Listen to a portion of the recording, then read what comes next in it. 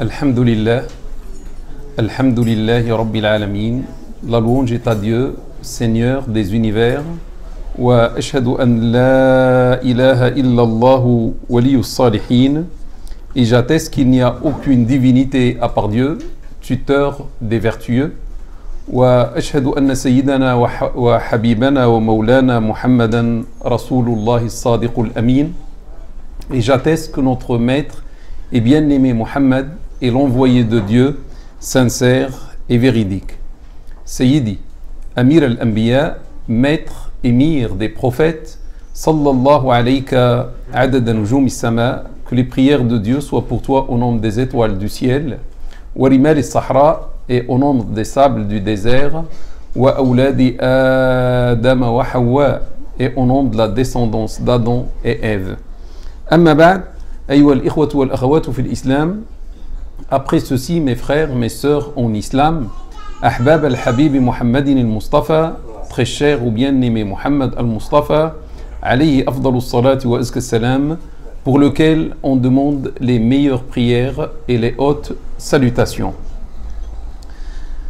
Je commence par vous dire Assalamu alaykum wa rahmatullahi ta'ala wa barakatuh.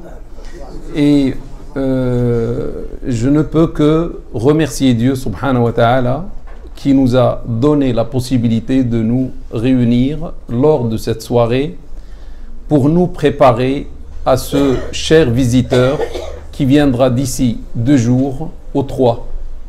Et bien sûr, je remercie toutes les personnes qui ont bien voulu être avec nous pendant cette soirée. Et je demande à Dieu subhanahu wa ta'ala de m'aider à bien parler de ce sujet. Je pense que les gens sont venus, ils savent pourquoi ils sont venus, ça veut dire pour le sujet, c'est le mois de Ramadan, mois de la piété. La piété en arabe c'est taqwa, c'est-à-dire le mois de Ramadan c'est un mois de at-taqwa.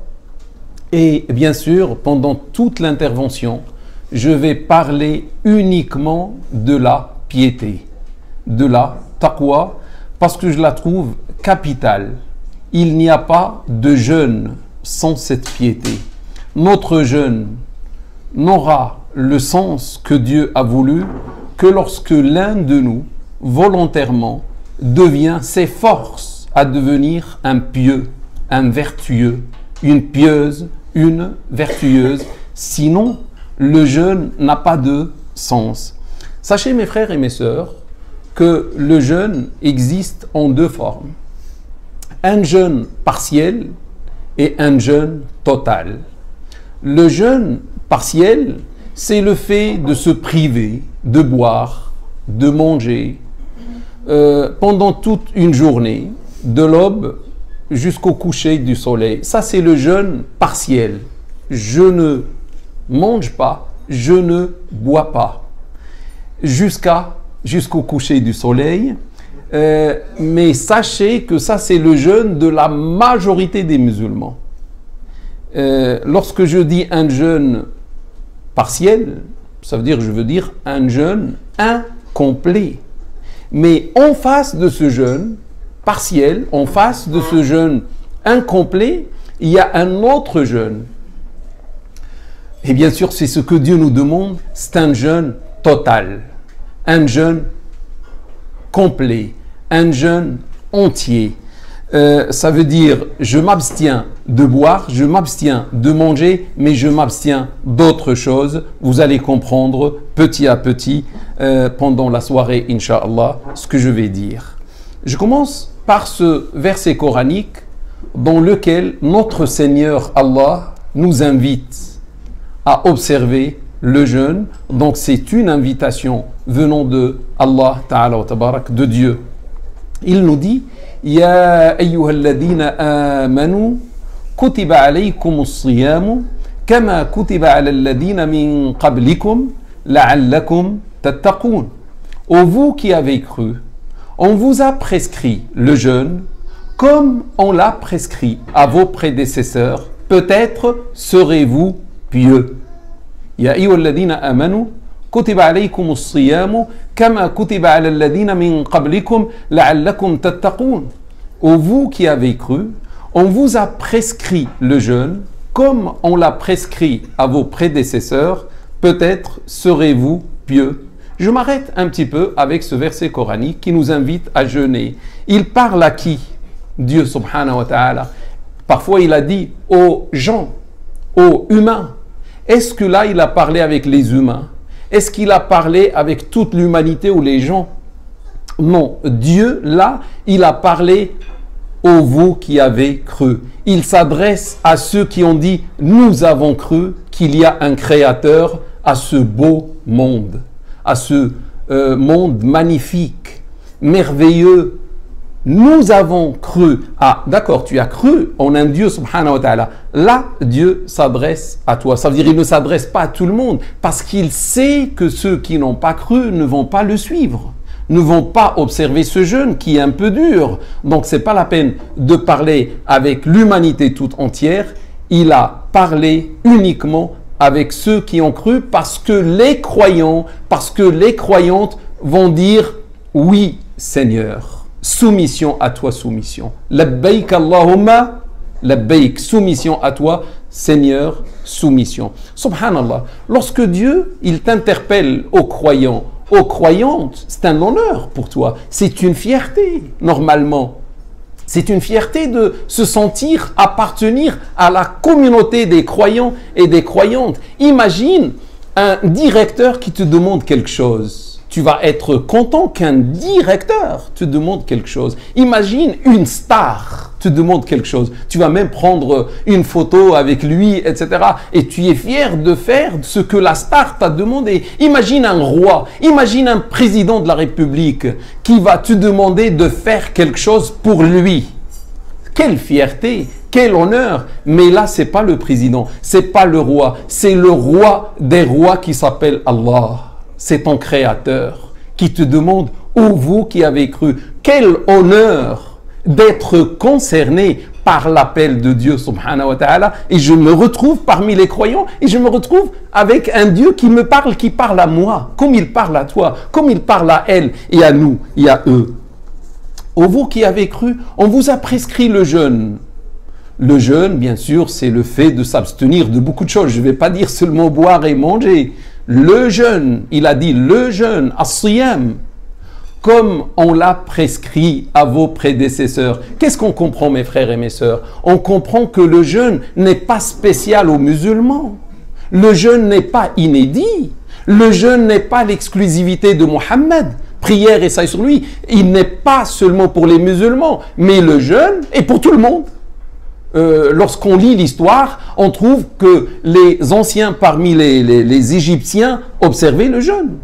On trouve dans l'histoire que les hindous observaient le jeûne, les Grecs observaient les jeûnes, mais les Juifs observaient le jeûne, les chrétiens observaient le jeûne. L'histoire nous dit que Moïse, prière et salut sur lui, a jeûné 40 jours. Jésus, prière et salut sur lui, a jeûné 40 jours. Et même les Juifs, jusqu'à maintenant, observent le jeûne. Et les chrétiens, pratiquants, certains chrétiens, observent jusqu'à maintenant le jeûne. On n'est pas les seuls. Et David, prière et salut sur lui. Notre prophète Mohammed, sallallahu alayhi wa sallam, dit à propos de David, le meilleur jeûne était celui de David. Il jeûnait un jour sur deux. Mais cela à vie. David, prière et salut sur lui, jeûnait un jour sur deux. Et pour nous, la dernière communauté, pour la communauté de Muhammad sallallahu alayhi wa sallam, Dieu ne nous a pas demandé 40 jours, il ne nous a pas demandé un jour sur deux, il nous a demandé seulement un mois, de 29 au 30 jours. On vous a prescrit le jeûne comme on l'a prescrit à vos prédécesseurs, et là, à la fin, il nous met face à un but. Peut-être serez-vous pieux. Et tout serez-vous des muttaqin. Là, c'est la piété. Peut-être vous allez atteindre la piété. Et c'est ça, tout le sujet de la soirée, c'est la piété. Vous avez vu, j'invente rien. C'est Dieu qui l'a dit. Ô vous qui avez cru, on vous a prescrit le jeûne, comme on l'a prescrit à vos prédécesseurs. Peut-être serez-vous pieux. Ah, le jeûne donc c'est quoi? C'est un moyen. Le jeûne n'est pas un but, n'est pas une fin. le fait de se priver de manger et de boire, il ne faut pas dire c'est bon, j'ai fait le jeûne. Non, tu n'as pas compris mon frère ou ma soeur. Regarde ce qui t'attend à la fin du verset. Peut-être serez-vous pieux.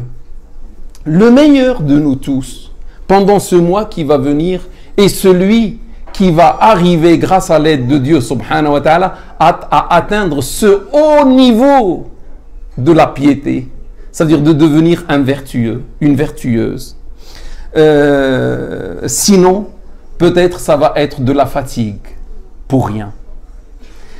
Malheureusement. Il y a un hadith qui dit du prophète sallallahu alayhi wa sallam: Man sama ramadana ibanan wa ihtisaban ghufira lahu ma taqaddama min dhanbi. Celui qui jeûne le mois de Ramadan avec foi et conviction du salaire auprès de Dieu, tous ses péchés antérieurs sont pardonnés ou lui sont pardonnés. Unanimement authentique, rapporté à la fois par l'imam Bukhari et par l'imam Muslim. Donc celui qui jeûne, pas n'importe quel jeûne. Non, non, le prophète a bien précisé lui aussi. Il a dit celui qui jeûne par foi. Ça veut dire un jeûne de croyant.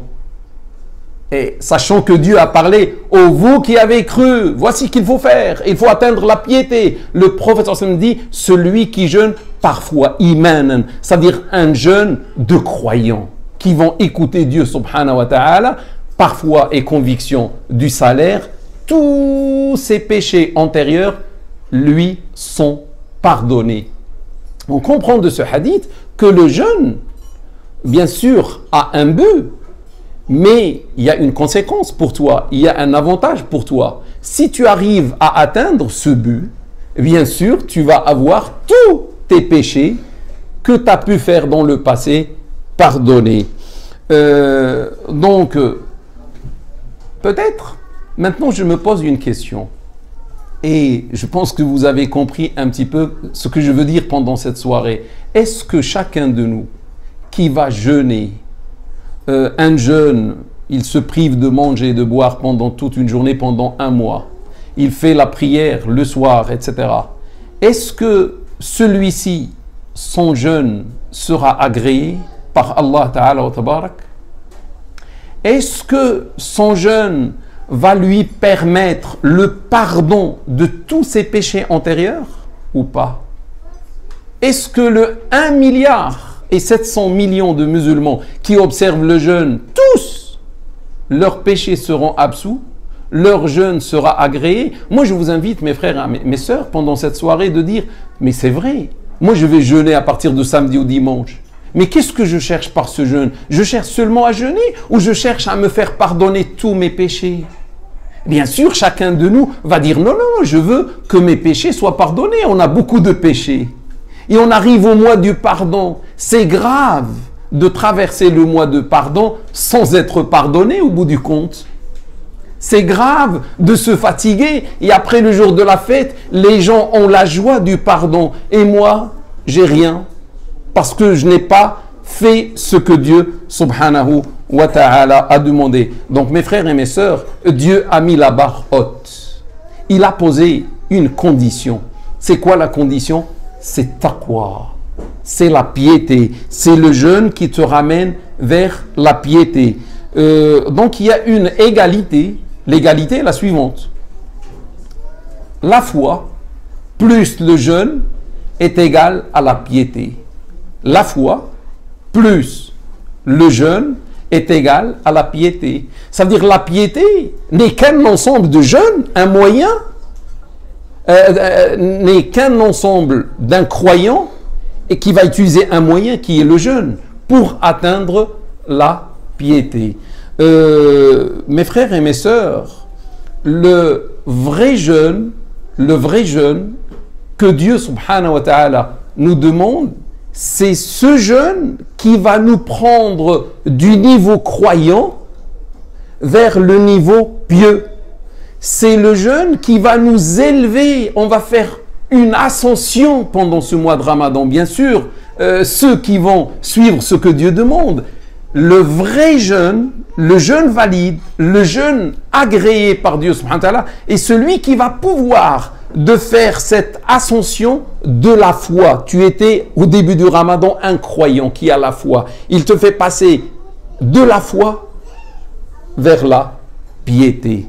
Si tu n'arrives pas à faire ce passage-là, tu n'as pas rempli la condition demandée par Dieu subhanahu wa ta'ala. Donc renoncer à manger, ce n'est pas le but, ce n'est qu'un moyen. Et le but, c'est devenir un pieux, devenir une piété, une pieuse, pardon. Le prophète sallallahu alayhi wa sallam nous dit, dans le même sens, il nous dit, man lam yada' qawl az-zuri aw az-zawri wal 'amala bihi falaysa lillahi hajatun fi an yada'a ta'amahu wa sharaba.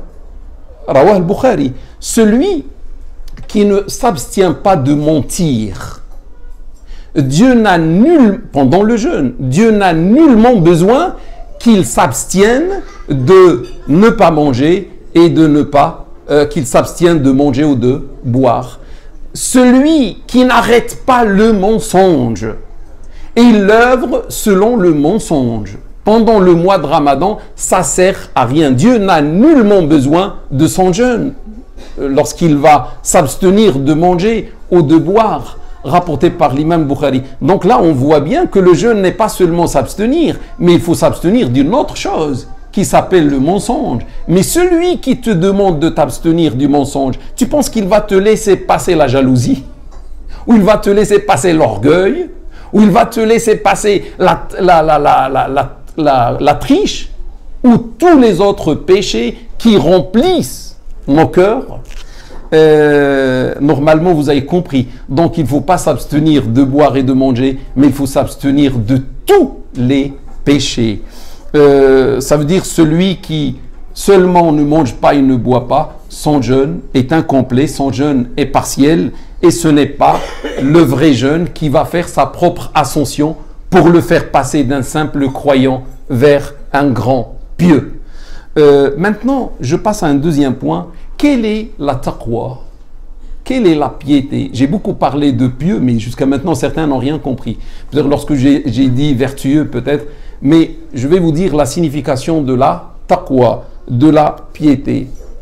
La taqwa, ce n'est que le fait de ressentir que je suis un serviteur d'un maître et d'un seigneur. Ça veut dire, moi, je ne peux pas être le seigneur, je ne peux pas prendre ma place. Je ne peux pas être un roi, je ne suis qu'un simple serviteur, un simple serviteur. Dieu le Maître, le Seigneur, m'a donné la vie. Et lorsqu'il m'a donné la vie, il m'a invité à son royaume. Je suis dans ce beau monde qui est le royaume de Dieu subhanahu wa ta'ala. Personne ne m'a créé. Mon seul créateur, c'est Dieu subhanahu wa ta'ala. C'est la preuve, il y a des gens qui n'ont pas d'enfants. Mais quand Dieu veut créer quelqu'un, il lui donne la naissance. Sinon, tu ne peux pas venir vers ce monde-là.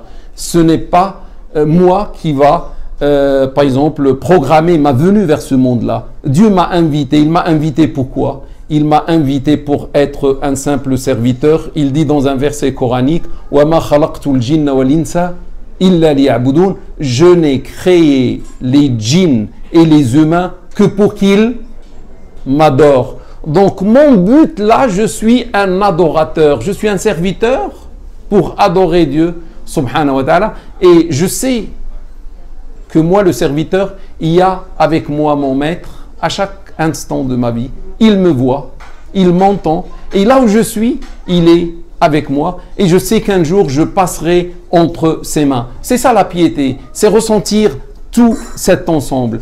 Sinon, je peux dire une autre définition à la piété. La piété, c'est l'amour de Dieu. C'est tomber amoureux de Dieu, subhanahu wa ta'ala. Penser à Dieu, à mon Créateur, qui m'a façonné, qui m'a créé, qui m'a donné la vie, qui m'a donné beaucoup de bienfaits. Il m'a donné la bonne santé, il m'a donné le travail, il m'a donné une famille, il m'a donné un foyer. Tout ce que je possède vient de lui, vient de Allah, vient de mon Créateur, de mon Seigneur. Est-ce qu'il ne mérite pas mon amour? Lorsque l'homme te donne un seul cadeau, lorsqu'il te donne 2 cadeaux, et imagine pas n'importe quel cadeau, quelqu'un qui te donne, et sans contrepartie, il te donne une voiture neuve comme cadeau, ou il te donne, je sais pas, un appartement, ou un voyage, il te paye ça gratuitement, il récidive, tu ne tombes pas amoureux de lui, tu ne le respectes pas, tu ne l'aimes pas. Et pourquoi on ne fait pas la même chose avec Dieu, qui nous a tout donné en cadeau? Donc aimer Dieu, mais plus que toute autre chose. Aucune chose ne doit mériter mon amour plus que l'amour de Dieu, subhanahu wa ta'ala. Et même lorsque je commence à aimer les choses, c'est par l'amour de Dieu que j'aime les choses, parce que Dieu m'a demandé de l'aimer, et par cet amour, je dois aimer les créatures, mes parents, ma femme, mon mari, mes enfants, etc., etc. Et en même temps, la crainte de Dieu, avoir l'amour de Dieu et la crainte de Dieu. C'est ça la piété. Craindre Dieu plus que toute autre chose. Aimer Dieu plus que le reste. Quelqu'un va me dire, attends, tu nous parles de la crainte là? Oui, je parle de la crainte. Parce que on ne peut pas aimer sans craindre.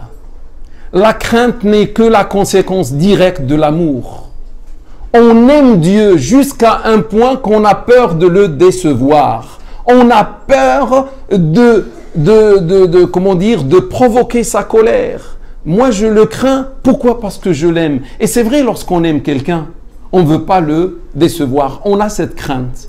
Donc, vous voyez, la piété, c'est un ensemble d'amour et de crainte vis-à-vis de Dieu, subhanahu wa ta'ala. Je peux dire une dernière définition. Sachez que les définitions sont nombreuses de la piété en islam. Une dernière définition.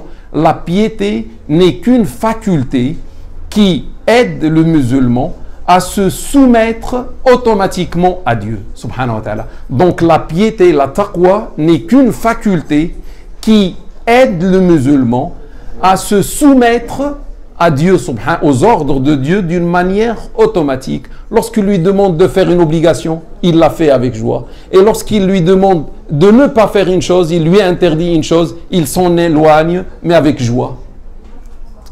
Et sachez aussi que le verbe ou l'impératif ou les ordres que Dieu nous a donnés, il a utilisé le mot taqwa, le verbe, on peut dire craindre Dieu avec piété, ittaqu, craignez-le pieusement, ou bien wattaqun, et craignez-moi pieusement, ou bien wattaqu, ou bien craignez pieusement. C'était 78 fois dans le Coran. C'est beaucoup. Pour que je vous donne un exemple, les ordres de la prière étaient seulement 18. La prière, accomplissez la prière, aqimus salat, c'était 18 fois dans le Coran. Mais la demande de craindre Dieu avec piété, c'était 78 fois. Maintenant, quelqu'un va me dire, mais quel est l'intérêt de la piété? Et sachez que le lieu de la piété, c'est le cœur. Aimer, c'est par le cœur. Craindre, c'est par le cœur. Donc le lieu habituel, le lieu ordinaire ou normal de la piété, c'est dans le cœur. Vous voyez, la meilleure chose dans un corps humain, c'est le cœur. Et le cœur, Dieu l'a réservé pour lui. Il a voulu que tu places sa piété dans ton cœur, son amour, sa crainte dans ton cœur. Quel est l'intérêt d'avoir la piété, la taqwa? La première que j'ai sélectionnée, c'est que tu sois un noble auprès de Dieu subhanahu wa ta'ala.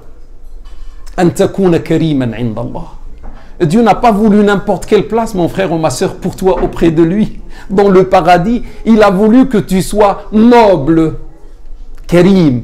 Et tu ne peux pas être noble chez lui. C'est pas par la richesse, c'est pas par la faiblesse, c'est pas par la science, c'est pas par l'ignorance, c'est pas par la force, c'est pas par la maladie que tu vas l'être, c'est pas par la jeunesse, c'est pas par la vieillesse, etc. Tu ne peux être noble auprès de Dieu qu'avec la piété. Dieu dit dans un beau verset coranique, Inna akramakum indallahi atqakum. Le plus noble de vous tous auprès de Allah est le plus pieux parmi vous. C'est-à-dire celui qui aime Allah le plus. est le plus noble auprès de Dieu. Celui qui craint Allah le plus est le plus noble auprès de Dieu. Ah, donc lorsque Dieu nous a demandé de jeûner, il nous a donné, il nous a fixé la finalité du jeûne, c'est la piété. Est-ce que c'est pour lui ou pour nous qu'il le demande? C'est pour nous. Si tu veux être un noble auprès de Dieu, jeûne, mais pas n'importe quel jeûne. Le jeûne de qui? Des pieux. Il y a une autre chose. Dieu dit dans un verset coranique: Sari'u ila maghfiratin min rabbikum wa jannatin arduha as-samawat wal ardu u'iddat lil muttaqin. Hâtez-vous à une absolution de votre Seigneur et un paradis qui a été aménagé pour les pieux, pour les pieuses, dont la largeur est faite des cieux et la terre. Un paradis dont seulement la largeur fait les cieux et la terre. On ne sait pas combien fait la longueur du paradis.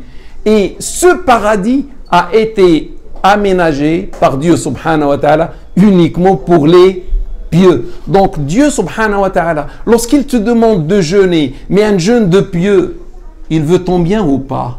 Il veut ton bien parce qu'il te dit, si tu veux le paradis est réservé aux pieux, soit par ton jeûne impieux ou par le reste de tes adorations. Parce que si tu arrives à le faire dans le jeûne, tu vas faire la même chose dans les autres adorations. Donc, si tu veux le paradis, tu dois être un pieux, tu dois être une pieuse. La dernière chose que j'ai choisie aussi, dans les intérêts ou les avantages à être pieux, à atteindre la piété, Dieu dit dans un verset coranique: Innama qala innama yataqabbalu Allahu minal muttaqin. Il dit, Dieu n'agrée que les œuvres venant ou accomplies par les pieux. Dieu n'agrée que les œuvres accomplies par les pieux, signées Allah. C'est un verset coranique, c'est la parole de Dieu. Ça veut dire, mon frère ou ma soeur, fais tout ce que tu veux. Jamais cela ne te sera validé par Dieu si tu n'es pas un pieux, si tu n'es pas une pieuse. Maintenant, peut-être on commence à comprendre. Oh, vous qui avez cru, on vous a prescrit le jeûne, comme on l'a prescrit à vos prédécesseurs, peut-être serez-vous pieux. Parce que si vous ne l'êtes pas, votre jeûne ne sera pas agréé, malheureusement. Donc, quand je fais un jeûne partiel, je m'abstiens de manger, je m'abstiens de boire, ça ne sert à rien si toute cette fatigue ne va pas servir pour que j'arrive au niveau des pieux afin que Dieu agrée mon jeûne. Donc mes frères et mes sœurs, la piété est une condition nécessaire pour l'agrément du jeûne. Et chacun de nous, dès maintenant, il doit se fixer l'objectif: pendant ce mois de Ramadan, je dois devenir pieux, je dois devenir pieuse. Et si maintenant l'un pose la question: est-ce que moi, mon jeûne est agréé? Hal siyami maqboul? Fil madi, dans le passé, je ne savais pas ça. Est-ce que mon jeûne est agréé? La réponse: hal ana min al muttaqin. Si tu veux la réponse, pose-toi une autre question: suis-je parmi les pieux? Est-ce que mon jeûne va me faire pardonner tous les péchés antérieurs, comme l'a dit le prophète? La réponse se trouve dans une autre question: suis-je parmi les pieux? Parce que si je suis parmi les pieux, ça veut dire c'est agréé et ça fait pardonner mes péchés. Maintenant, je vous pose ou je vous propose une chose, une expérience à faire pendant le mois de Ramadan. Vous pouvez faire l'expérience le premier jour ou le deuxième ou quand vous voulez. Pendant le mois de Ramadan, entre mon frère, ma soeur, dans ta cuisine et ferme la porte bien derrière toi et cache la clé. Personne n'est avec toi, personne ne te voit. Prépare-toi un café à 10h du matin. Ouvre le réfrigérateur. Pendant la chaleur du mois à venir, on sera en été, et prends un verre d'eau et bois Bismillah. personne n'est avec toi, personne ne te voit.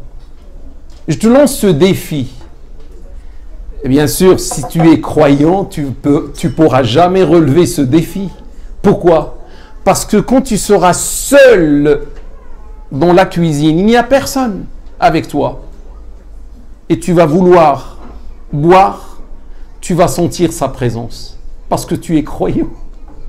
Tu vas sentir la présence de Dieu avec toi. Tu vas sentir son regard qui t'englobe. Tes mains vont trembler et tu finiras par déposer le verre. Sachant que c'est de l'eau halal. Sachant que c'est du café halal. Tu ne vas pas boire du haram. Ce n'est pas du vin ou autre chose. Mais même ce halal, qui était avant Ramadan halal, et pendant le mois de Ramadan, il est devenu, je vais dire haram, provisoire. Dieu te dit non, tu ne peux pas. Et tu vas dire, oui Seigneur, je ne peux pas.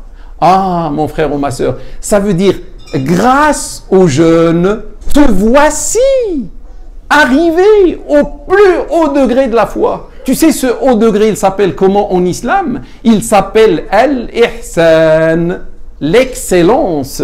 Tu es devenu excellent, tu es devenu excellente grâce au jeûne.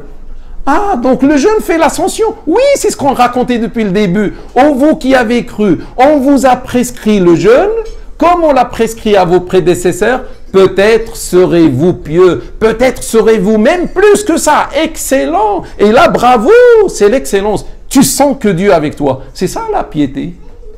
Tu sens que Dieu est avec toi, même lorsqu'il n'y a personne avec toi, tu ne peux pas manger, tu ne peux pas boire. Une fois, un cheikh aimait beaucoup un de ses élèves, et un cheikh bien sûr de la religion, un cheikh imam vertueux, etc., pieux, aimait un élève, et l'élève était le plus jeune, le moins âgé de tous les autres. Et les plus âgés n'ont pas compris pourquoi notre cheikh aime le plus jeune parmi nous. On ne comprend pas. Lorsqu'ils ont posé la question à leur cheikh, le cheikh avec sa sagesse leur a donné cette réponse. Vous allez prendre chacun un poulet, un couteau, et vous allez partir là où personne ne vous voit, égorger le poulet, revenez rapidement. Chacun a cherché un poulet, un couteau, il a égorgé quelque part, là où il n'y a personne. Le poulet, il est revenu avec le sang. Et où est le petit? Le petit n'est pas encore de retour. Ils ont beaucoup attendu. À un certain moment, le petit là, le plus jeune, est revenu avec le poulet non égorgé. Lorsque le cheikh lui a posé la question, mais pourquoi mon fils? Tu n'as pas fait ce que je t'ai demandé. Il lui a dit, ô cher maître, tu m'as demandé d'égorger le poulet dans un lieu où personne ne me voit. Et j'ai beaucoup cherché ce lieu. Et là où j'étais, Dieu était avec moi. Et tu m'as dit la condition, un lieu où personne n'est avec toi. Mais toujours Dieu était avec moi. Donc je n'ai pas pu l'égorger, je m'excuse. Et là le cheikh leur a dit, vous avez compris maintenant? Mes frères et mes sœurs, c'est ça ce que Dieu nous demande. Avec le jeûne, c'est peut-être serez-vous pieux. C'est ça le jeûne. C'est pas seulement se priver de manger, se priver de boire. Et je reste comme je suis. Et après le ramadan, je sors comme ce que j'étais. Non, le mois de ramadan, lorsque j'arrive à la fin, je dois devenir un autre. Je dois devenir une autre. Un autre, comment dire, homme qui était un grand pécheur, qui faisait beaucoup de désobéissance vis-à-vis de Dieu subhanahu wa ta'ala, est parti chez un cheikh. Le cheikh s'appelait Ibrahim, fils de Adham, Ibrahim ibn Adham. C'était un grand vertueux, masha'Allah.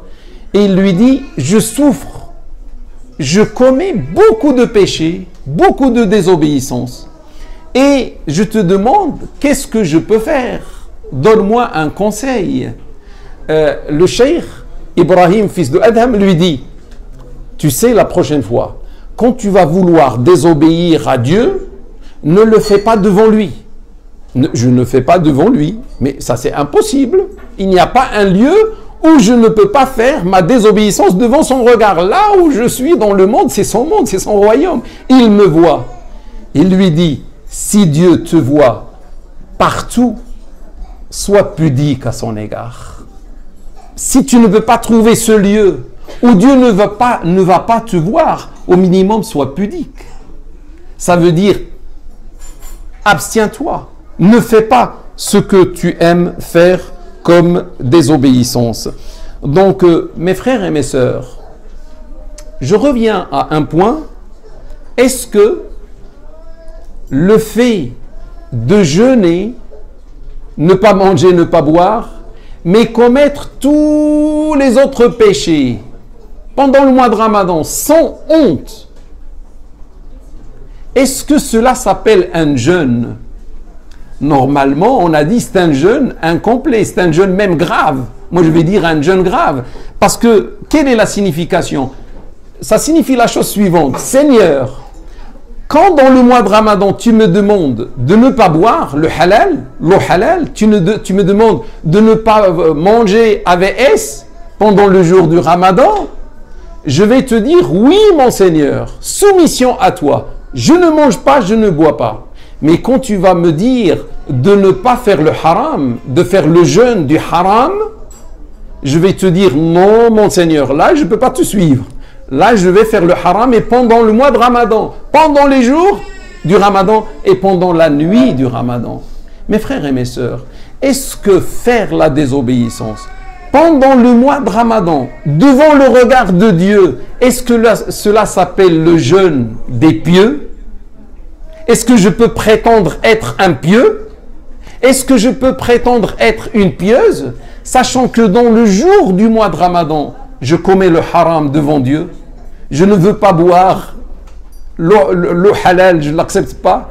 Le pain halal, je ne l'accepte pas. Mais le grand haram, je le fais. De quel jeûne s'agit-il? En quelque sorte, je me moque de moi-même ou je me moque de Dieu, subhanahu wa ta'ala. Est-ce que, avec cette rupture du jeûne par le haram, je veux que Dieu agrée mon jeûne? Je veux que Dieu me donne une récompense par le paradis qui a été aménagé pour les pieux? Je pense, vous connaissez la réponse. Sachez que le jeûne que Dieu nous demande est un jeûne total. Tu sais, ça veut dire quoi, total? Tes yeux, bon, d'abord le ventre, l'estomac doit jeûner. Oh, je ne mange pas, je ne bois pas. Mais à côté de ça, tous les membres doivent jeûner. L'œil doit jeûner. L'œil ne doit pas voir le haram. Les oreilles doivent jeûner, ne doivent pas écouter le haram. Parce que si j'écoute, je ne me suis pas abstenu. Et en plus du haram et pas du halal. Et quand je dis les oreilles, bien sûr, pour ce qui est haram, écoute haram. Et le regard aussi, le regard haram. Les mains doivent s'abstenir, les pieds doivent s'abstenir, la bouche et les paroles, etc. La langue doit s'abstenir de dire les gros mots, les insultes, le mensonge, la médisance, etc. Mais il y a pire que ça.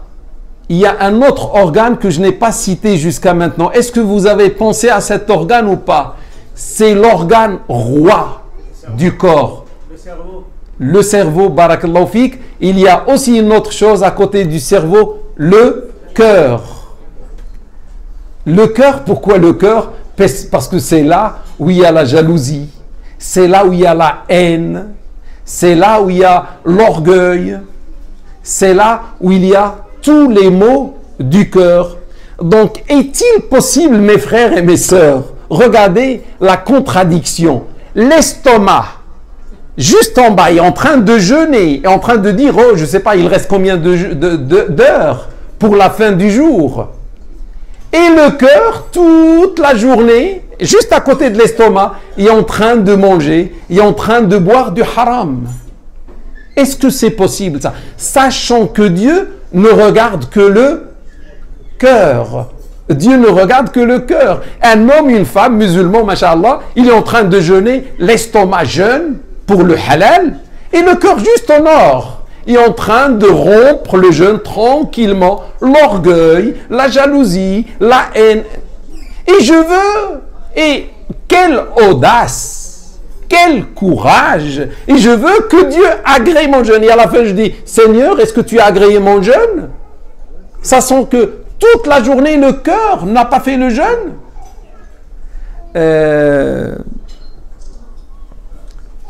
Vous avez peut-être compris, lorsqu'on parle de la piété, c'est le jeûne du cœur.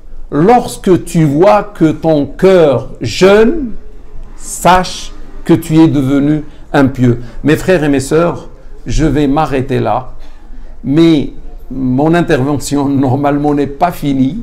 On fait la prière, Inch'Allah, et si on trouve un peu de temps, je vais revenir, Inch'Allah, à la suite. Barakallahu fikum pour votre écoute, et je demande à Dieu, Inch'Allah, de nous aider à être parmi les pieux, à être parmi les pieuses. Wa alhamdulillahi rabbil alamin.